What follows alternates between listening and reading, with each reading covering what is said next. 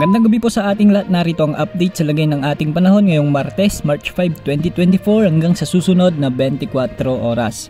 Sa kasalukuyan ay maaliwalas at mainit na panahon ang inaasahan sa malaking bahagi ng bansa, dulot pa rin ng umiiral na easterlies na siyang magiging dahilan ng mataas na tsansa ng mga pag-ulan sa silangang bahagi ng ating bansa.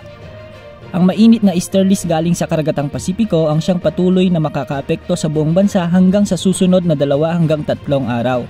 Dahil sa easterlies, magiging makulimlim at may ilang mga pag-ulan at thunderstorm na inaasahan sa Davao Region, Surigao del Sur, Cagayan, Isabela at Aurora.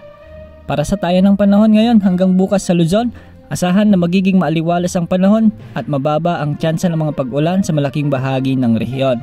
Sa Visayas kasama ang Palawan at Calayan Islands, magiging bahagyang maulap hanggang sa maulap naman ang mga kalangitan na may mga tsansa lamang ng isolated thunderstorms. Sa Mindanao, asahan naman ang matinding init sa malaking bahagi ng rehiyon dahil sa umiiral na easterlies maliban sa bahagi ng Davao Region at Surigao del Sur na posibleng makaranas ng minsang malalakas na ulan dulot ng isang mahinang tropical wave. Maaliwalas at mainit na panahon naman ang inaasahan sa Metro Manila at nalalabing bahagi ng bansa na may mga tsansa pa rin ng mga localized thunderstorms. Samantala, inaasahang bubugso muli ang malamig na hanging amihan o northeast monsoon simula ngayong linggo pagsapit ng Huwebes o Biyernes at makakaapekto ito sa Luzon sa weekend. Ito ay inaasahang magdudulot ng bahagyang pagbaba muli ng temperatura at ilang mga pag-ulan sa ilang lugar lalo na sa northern Luzon. Posible na ito na ang huling bugso ng amihan sa bansa na siyang indikasyon na nasa transition period na tayo mula cold dry season patungo sa hot dry season.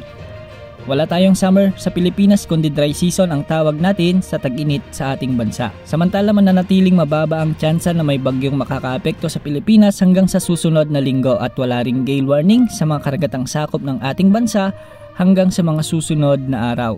Pinapaalalahanan ang lahat na manatiling nakaantabay sa updates tungkol sa lagay ng panahon. Ito po ang weather update ng bayan, maasahan, anumang panahon.